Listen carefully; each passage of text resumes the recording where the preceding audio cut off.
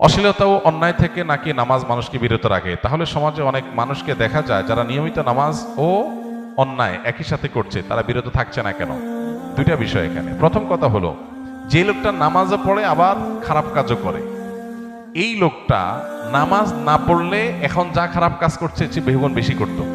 দ্বিতীয়ত, যে লোকটা নামাজ পড়েও খারাপ কাজ করছে, সে লোকটার নামাজ নিশ্চয়ই কোনো ক্ষেত্রে ত্রুটি হচ্ছে।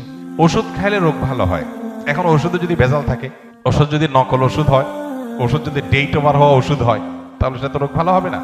এর মানে কি ওষুধের কার্যকারিতাকে আপনি অস্বীকার করবেন, নাকি আপনার সমস্যার কথা আপনি বলবেন?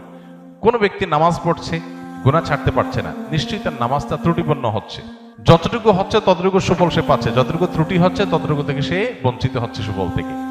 নবী সাল্লাল্লাহু আলাইহি সাল্লামের কাছে এরকম এক ব্যক্তি সম্পর্কে অভিযোগ করা হলো বা অনুযোগ জানানো হলো, তখন নবী করিম সাল্লাল্লাহু আলাইহি সাল্লাম বলেছেন যে অচিরেই তার নামাজ তাকে অন্যায় কাজ থেকে বিরত রাখবে, কারণ আল্লাহ বলেছেন ইন্নাস সালাতা তানহা আনিল ফাহশাই ওয়াল মুনকার, অশ্লীল এবং খারাপ কাজ থেকে নামাজ বিরত থাকে। অতএব নামাজকে যত বেশি সুন্দর করা যাবে তার সুফল তত বেশি পাওয়া যাবে।